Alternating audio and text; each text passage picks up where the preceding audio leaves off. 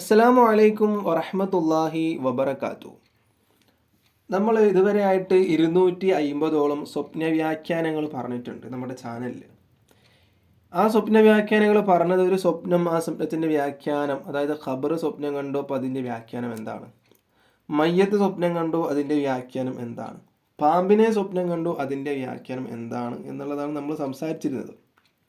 ഇനി അങ്ങോട്ട് നമ്മൾ പറയാൻ വേണ്ടി പോകുന്നത്, ഇങ്ങനെയുള്ള കാരണങ്ങൾ ഉണ്ടായാൽ ഈ സ്വപ്നം കണ്ടാൽ മതി, ഇങ്ങനെയുള്ള കാരണം ഉണ്ടാവാൻ ഈ സ്വപ്നം കണ്ടാൽ മതി.